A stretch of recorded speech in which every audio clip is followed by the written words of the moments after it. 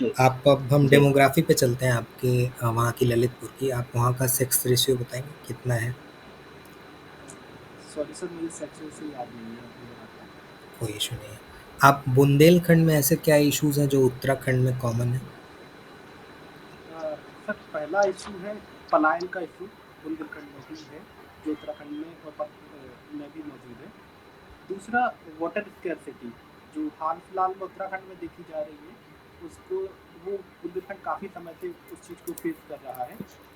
और डेवलपमेंट का इशू कि जो पहाड़ी एरियाज़ में डेवलपमेंट जैसे उत्तराखंड में कम है, इंडस्ट्रियल हुँ। सेटअप कम है, उसी तरह से बुंदेलखंड में भी इंडस्ट्रियल सेटअप कम है।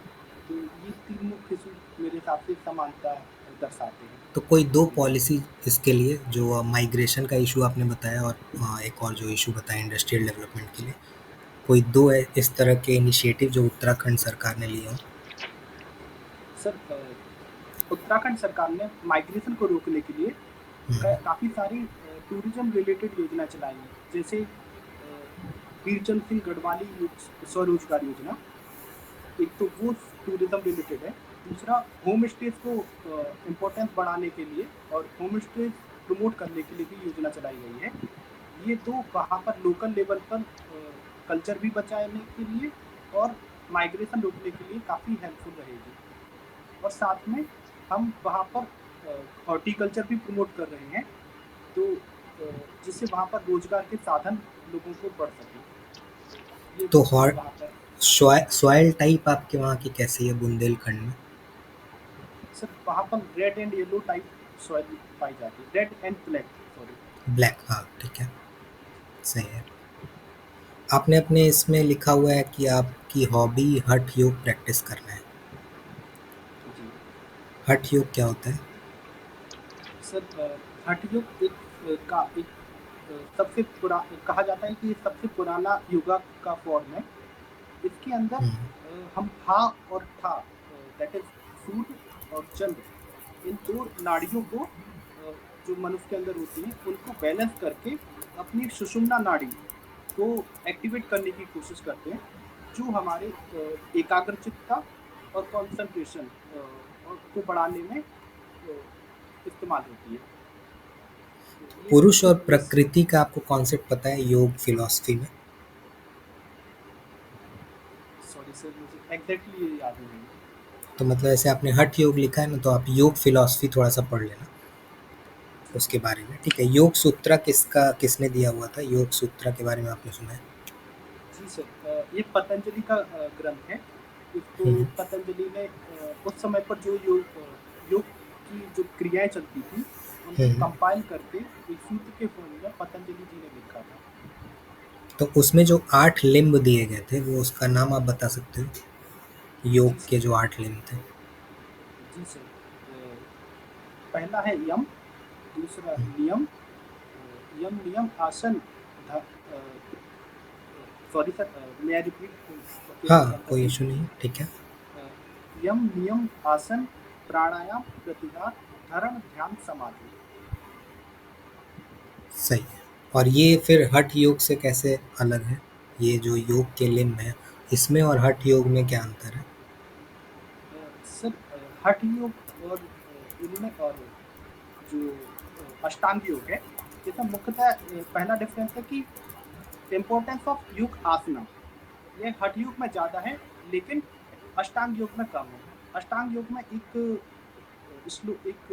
श्लोक है, उसका हिंदी में अनुवाद ऐसा है कि जिस आसन में हम आराम से बैठ सकें और ध्यान कर सकते हैं, वही हुँ, हुँ। सबसे अच्छा आसन है। लेकिन हठ योग में हम विभिन्न मुद्राओं के द्वारा और विभिन्न क्रियाओं के द्वारा अलग-अलग आसनों को प्रैक्टिस करते हैं और हर आसन में अपनी एक्सीलेंस स्थापित करने की कोशिश करते हैं। ठीक है। गोरखनाथ टेम्पल के बारे में आपने सुना है? सॉरी सर, मुझे एग्ज़ैक्टली इसके बारे में तो याद हठ नहीं है। योग का जो ओरिजिन था ना, वो वहीं से है। आप एक बार हठ योग के बारे में पढ़ लेना। आपने बताया कि ओरिजिन बहुत पुरानी है। उसकी ओरिजिन जो है वो 11th सेंचुरी मानी जाती है। तो वो एक बार आप उसको एक बार क्रॉस चेक कर लेना अपने में, ठीक है? ठीक है सर। ये सर मैं 2-3 हाँ, चीज़ें इनको और हठ योग और पतंजलि के योग पे 2-3 चीजें मैं थोड़ा पूछना भी चाहूंगा, इनको बताना भी चाहूंगा, ठीक है। तो जैसे देखिए आपके वहाँ ये 8 लिंब है पतंजलि में, ठीक है।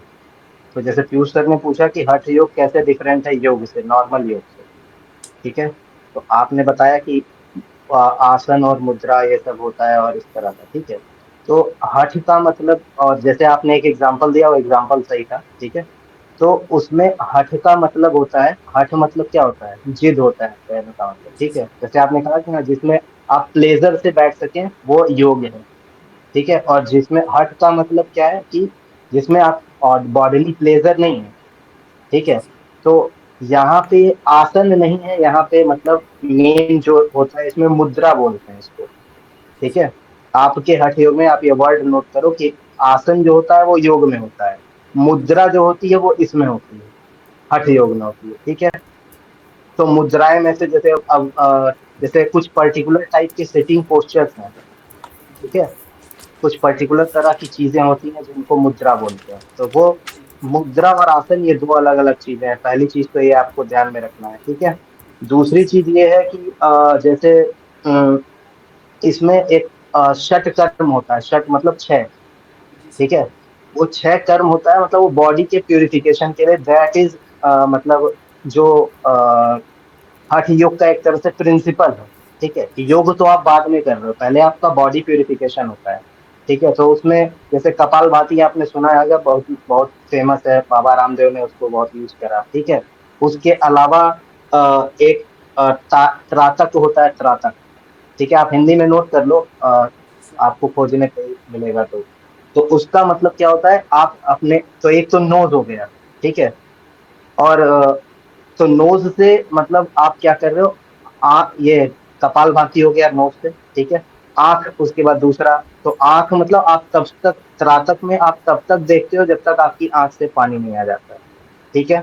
तीसरा एलिमेंट होता है नेति, ठीक है। तो अब जैसे एक जल नेति होता है, योग में जल नेति है, ठीक है। लेकिन यहाँ पे नेति है, नेति इसमें क्या कर रहे हैं, नाक से आप एक ऑयल्ड वायर डाल के या मतलब कपड़ा डाल के या धागा डाल के मुंह से खींचना है, तो आपकी नाक की सफाई हो रही है, आंख की सफाई हो गई। ये लंग्स की सफाई कैसे कर रहा है, ये तीन, ठीक है।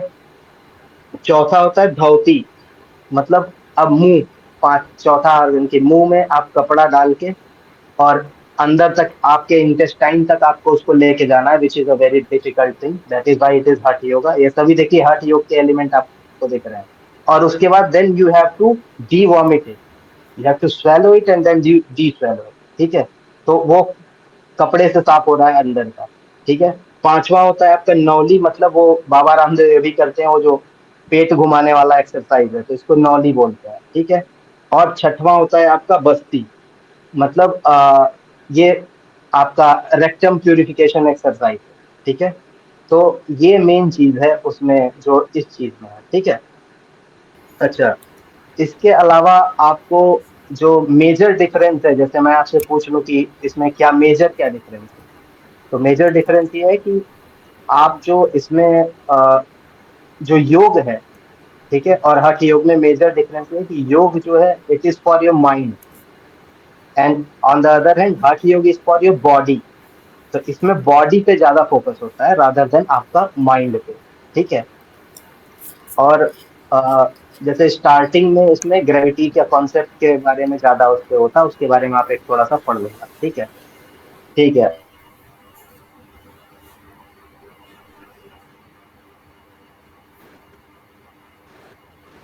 सर, अकॉर्डिंग टू जो रिक्वायरमेंट है इस उत्तराखंड पीएससी की डी डिप्टी एसपी के लिए, उसमें 6x6 वजन होना चाहिए और चश्मा नहीं होना चाहिए। चूंकि मैं चश्मा अच्छा लगा था अच्छा। तो इसलिए मैंने ठीक है। 6x6 नहीं बताया। ओके ठीक है। अच्छा, तो ये तो हो गया इससे थोड़ा सा रिलेटेड, ललितपुर के बारे में, वहाँ का। अच्छा, 92 आपका डेट ऑफ बर्थ है, 92, उस ईयर में कोई सिग्निफिकेंट इवेंट हुआ था उसके बारे में कुछ बताएंगे। सर 92 में, सर अभी एग्जैक्टली स्लिप हो गया माइंड से। आपकी आवाज थोड़ी ब्रेक हो रही है, थोड़ा सा अपना ये स्पीकर। सॉरी सर, अभी एग्जैक्टली स्किप हो गया माइंड अभी से ठीक है। 92 में। 92 से। अच्छा ठीक है, हर्षद मेहता स्कैम हुआ था उसके बारे में पढ़ लीजिएगा, ठीक है, नोट डाउन कर लीजिए आप। जी ठीक सर। है। अच्छा, आपने बताया बुद्धिस्ट साइट के बारे में कुछ वहाँ पे, ठीक है, तो कोई बुद्धिस्ट साइट का एग्जाम्पल और कोई जैन साइट का एग्जाम्पल बताइए जो आपके वहाँ है। जैसे हिंदू तो हम लोगों ने देख लिया, दशावतार टेम्पल है, नीलकंठेश्वर टेम्पल, इस तरह के हैं, तो और बुद्धिस्ट और जैन साइट के बारे में कुछ बताइए। सर ये दोनों साइट्स देवगढ़ में ही उपस्थित हैं। एक तरफ जहाँ वहाँ पर यमुना नदी बहती है, सॉरी वहाँ पर बेतवा नदी बहती है, और बेतवा नदी के साइड हम्म। में जो केव्स हैं वहाँ पर बुद्धिज्म की बुद्धिस्ट की मूर्ति है, बुद्ध और अन्य उनके जो डिसाइपल्स हैं उनकी मूर्तियाँ उपस्थित हैं। और वहीं पर साथ में एक लार्ज कंपाउंड ऑफ टेम्पल है जहाँ जो जैन कॉम्प्लेक्स ऑफ टेम्पल कहलाता है। तो ये दोनों वहीं पर देवगढ़ में उपस्थित हैं, जहाँ पर साथ ही अच्छा शुरुआत में देवगढ़ में पंचायत निष्ठाएं दशावतार मंदिर भी है। ठीक है, ऐसा कोई और साइट आप बता सकते हैं जहाँ पे कन्फ्लुएंस हो हिंदुइज्म, बुद्धिज्म, जैनिज्म का, कोई और एग्जाम्पल? माफ कीजिए सर, अभी तो याद नहीं आ रहा है मुझे इसका कोई ठीक है, एग्जाम्पल। तो मथुरा के बारे में आपको पता होगा, जी सर। एक एग्जाम्पल मथुरा है, ठीक है। जी। अच्छा, उसके बाद फिर दूसरा आपका एलोरा में भी मुंबई आपको में है देखने को कि मिलेगा। कुछ जगह है, ठीक है। एलोरा में आपको देखने को मिलेगा तीनों का अजंता कॉन्फ्लुएंस। एलोरा केव्स है वहाँ पे, अजंता एलिफेंटा केव्स बुद्धिज्म है, के लिए तो है, ये लेकिन एलोरा हिंदुइज्म, जो है वो बुद्धिज्म, दूसरे के जैनिज्म लिए है। तीनों का कन्फ्लुएंस वहाँ पे दिखता है, ठीक है। जी। तो ये आपको मतलब ये क्यों कन्फ्लुएंस क्यों है? जी, तो ये कन्फ्लुएंस क्यों है? सर चूंकि ये काफी समय से हमारे संस्कृति में ये तीनों रिलीजन उपस्थित रहे हैं, और अलग अलग राजाओं ने अलग अलग समय पर एक ही रीजन में इन तीनों में से किसी ना किसी रिलीजन को पेट्रोनाइज भी किया है, और कई बार एक से ज्यादा रिलीजन को भी पेट्रोनाइजेशन मिला है, या तो राजा के द्वारा, या उनके मंत्रियों द्वारा, या उनके व्यापारियों द्वारा। तो इस वजह से ये तीनों जो धर्म हैं और इन तीनों के धर्मों से संबंधित जो भी मंदिर हैं एक ही जगह पर एक साथ पाए गए हैं, इसी वजह से। ठीक है, इसके अलावा और कोई रीजन? सॉरी सर, और कोई मुझे अभी याद नहीं आ रहा है ठीक है, रीजन। आप नोट डाउन करिए, एनसीईआरटी में भी लिखा हुआ है वैसे, ठीक है। तो ललितपुर के बारे में स्पेसिफिकली नहीं लिखा हुआ है, लेकिन ये जो दो साइट्स हम लोगों ने और डिस्कस करी उसके बारे में। हाँ, Lalitpur also was a major centre of trade and hub, ठीक है। यहाँ से एंशियंट हाईवेज जाते थे, ठीक है, एंशियंट हाईवेज यहाँ से जाते थे, तो ये इस वजह से यहाँ पे कन्फ्लुएंस होता था चीजों का, ठीक है। और दूसरा जो आपने रीजन दिया, लेजिटिमेट रीजन है कि हाँ वो राजा और उनके मंत्री वो लोग पैट्रोनाइज करते थे अलग अलग रिलीजन को, ठीक है। उसके अलावा ये मेन चीज था कि हाँ ये इसलिए कल्चरल हब था।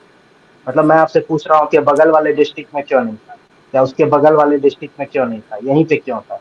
तो बिकॉज ऑफ द कनेक्टिविटी, ठीक है, तो ये भी एक बहुत बड़ा होता है, ठीक है। अच्छा, कन्फ्लुएंस का रीजन, ठीक है। 2 क्वेश्चन सर और मैं अच्छा, पूछना चाहूँगा, 1-2 क्वेश्चन जी और। जी बिल्कुल, प्लीज सर। जी जी तो जी। शशांक जी, आपको लगता है कि सिविल सर्विसेज में एआई का कुछ रोल हो सकता है अभी के, जैसे एआई एरा आ चुका है, आपको लगता है एआई का कुछ रोल हो सकता है? सर मेरे अनुसार एआई का काफ़ी ज़्यादा इस्तेमाल है सिविल सर्विसेज में। पहला जो मेजर इस्तेमाल है, अगर हम एडमिनिस्ट्रेशन में देखें तो काफ़ी सारे वर्क हैं जो मोनोटोनस हो चुके हैं, जैसे फाइलिंग करना, डेट्स वगैरह नोट डाउन करना। तो हम एआई को डायरेक्शन दे सकते हैं और इस तरह का एक प्रोग्राम प्लान कर सकते हैं कि जैसे हमें इंस्पेक्शन करने हैं किसी स्कूल के, तो एआई के द्वारा हम एक रेंडमाइज प्लान तैयार कर सकते हैं कि इस स्कूल के हम सर्वे कर दें, ताकि बेहतर तरीके से उनसे आंकड़े लिए जा सकें। सेम हम हॉस्पिटल के साथ भी कर सकते हैं। इसके अलावा जो आर्टिफिशियल इंटेलिजेंस है, इससे हम इंस्पेक्शन भी बेहतर तरीके से कर सकते हैं और रिव्यू भी बेहतर तरीके से कर सकते हैं। जैसे अगर हमें रोड्स का नेटवर्क बढ़ाना है, तो हम उसमें डेटा फीड कर सकते हैं कि यहाँ पर कितने लोग रह रहे हैं, एक दूसरे एरिया में उतने लोग रह रहे हैं, तो हमें कौन से एरिया में इफेक्टिवली और कम कॉस्ट के साथ रोड नेटवर्क क्रिएट किया जा सकता है। तो इससे हमें कॉस्ट इफेक्टिव मेथड फाइंड हो सकता है कि कैसे हम ज़्यादा से ज़्यादा लोगों तक पहुंच सकते हैं और कम से कम रिसोर्सेज को यूज करते हुए। कोई नहीं, मेरे सही है। मैम, आपके साइड से अगर कोई क्वेश्चन आपको पूछना है तो?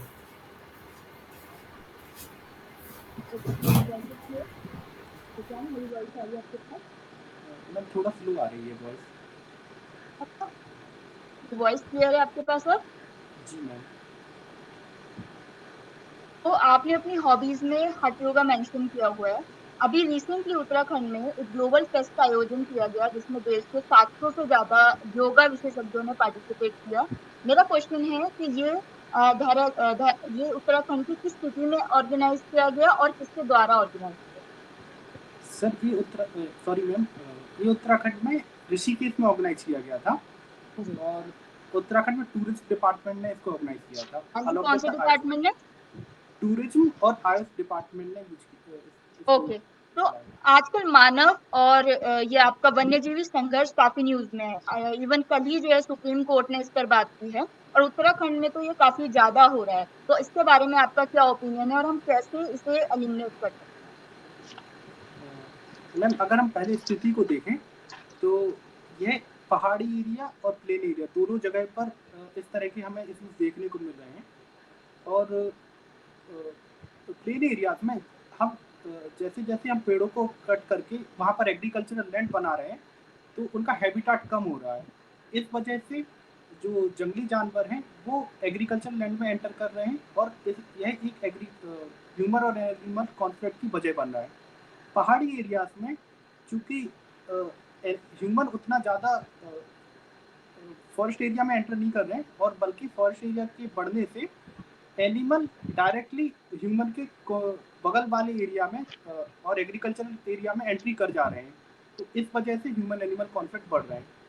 और एक रीजन और मैं हाईलाइट करना चाहूँगा कि हाल में क्लाइमेट चेंज, इन्वेसिव स्पीसीज, ये दो मेजर कारण हैं जिसकी वजह से एनिमल्स के पास में रिसोर्सेज कम होते जा रहे हैं और उन्हें नए रिसोर्सेज फाइंड आउट करने के लिए ह्यूमन एरिया में एंट्री करनी पड़ रही है।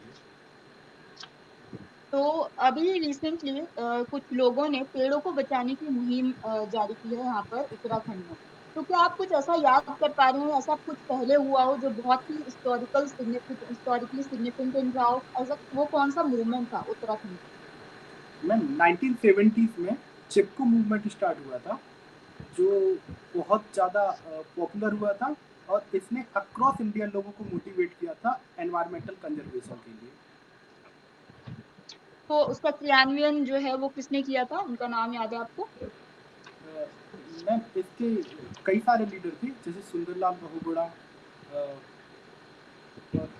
मैम अभी एक ही नाम मुझे याद आ रहा है फिलहाल तो। रिसेंटली जो उत्तराखंड है उसको डिक्लेयर किया गया है that it has the second highest population of snow leopard. तो एक तो स्नो लेपर्ड के बारे में बताइए और दूसरा उसका IUCN स्टेटस क्या है?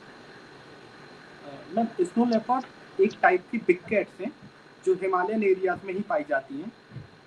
इनका अगर हम जनरल कैरेक्टरिस्टिक देखें तो ये आइडेंटिफाई करने के लिए रोअर नहीं करती है जैसे अदर टाइगर्स या लायन रोअर करते हैं, उस तरह से इनका ये साउंड नहीं होता है।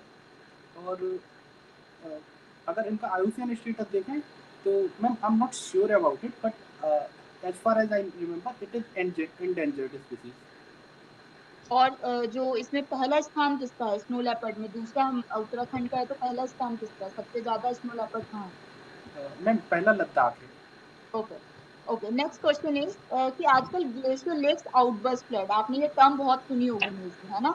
इसका मतलब क्या है, इसके कॉजेस क्या हैं और आजकल जो है हमें इसके कॉन्सिक्वेंसेस दिखाई दे रहे हैं खासकर जो हिमालयन रीजन पर, तो वो बताइए। मैम जब ग्लेशियर रिट्रीट करते हैं तो उसके जो वहाँ पर गैप क्रिएट होता है रिट्रीट होने की वजह से वहाँ पर वाटर अक्यूमुलेट हो जाता है और उसकी सराउंडिंग में मोरेन रहता है जिससे वो वाटर उस एरिया में इकट्ठा रहता है। जब किसी कारण से जैसे जल का लेवल बढ़ गया उस एरिया में या फिर कहीं मोरेन ब्रीच हो गया या फिर अर्थक्वेक आ गया, इन वजह से वो जो लेक क्रिएट होती है और उसकी जो सराउंडिंग मोरेन होती है वो एरिया थोड़ा सा डिस्टर्ब हो जाता है। उस वजह से नीचे के एरिया में अचानक से वो पूरा पानी फ्लो होके आ जाता है और फ्लड की सिचुएशन क्रिएट करता है। तो ये पूरा incident glacier lake outburst flood कहलाता है। जी, ठीक है, कॉन्सिक्वेंसेस क्या हैं? मैंने पूछा क्या-क्या इसके कॉन्सिक्वेंसेस जो हम आजकल देख रहे हैं, क्या दिख रहा है हमें?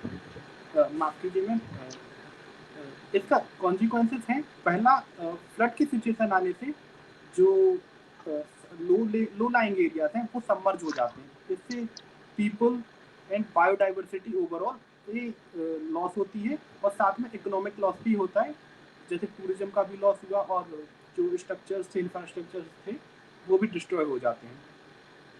सेकेंडली, ये हमारे पहाड़ी एरियाज को मोर इनहेबिटेबल बनाते हैं कि वहाँ पर कभी भी इस तरह की एक्टिविटीज अगर आती हैं तो लोग अवॉइड करेंगे कि या इस तरह की डेंजरस प्लेसेस पे रहना, और माइग्रेशन को ज़्यादा पुश मिलता है इस वजह से। तो जी। ये दो मेजर अ, कारण मुझे दिखते हैं। जी, तो आपने अपना जो कॉलेज है वो मध्य प्रदेश से फिनिश किया है, एम आई राइट? जी हुँ। मैम। तो क्या आप मध्य प्रदेश और उत्तराखंड को सोशल, इकोनॉमिक और पॉलिटिकल इंडिकेटर्स के आधार पर कंपेयर कर सकते हैं? Ma'am, can I take a minute to या थिंक ओवर प्लीज़। इट?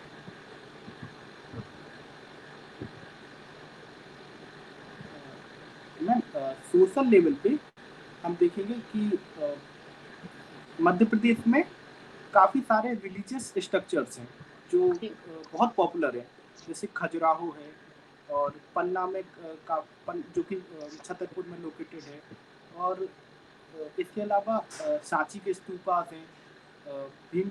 तो ये हमारा और उत्तराखंड में चार धाम है और काफ़ी सारे अदर रिलीजियस स्ट्रक्चर हैं। तो एक तो ये वहाँ पर लोगों और इनकी लोगों की इनमें काफ़ी आस्था है, तो ये एक तरह से सोशल पर्सपेक्टिव को दिखाता है। दूसरा, इकोनॉमी के पर्सपेक्टिव में मध्य प्रदेश सरकार भी आजकल टूरिज्म को प्रमोट कर रही है। जैसे देखो अपना जैसे हृदय प्रदेश के नाम से उसको प्रमोट किया जा रहा है, और हिंदुस्तान का दिल देखो ये थीम के तौर पर वहाँ पे टूरिज्म प्रमोट किया जा रहा है। और पॉलिटिकली अगर मैं देखता हूँ तो अभी हाल में तो दोनों जगह पे सिंगल पार्टी गवर्नमेंट है। तो एक तो ये, और दोनों सेम पार्टी उत्तराखंड में और मध्य प्रदेश में है, तो यह पॉलिटिकल दोनों में समानता है। ठीक है। तो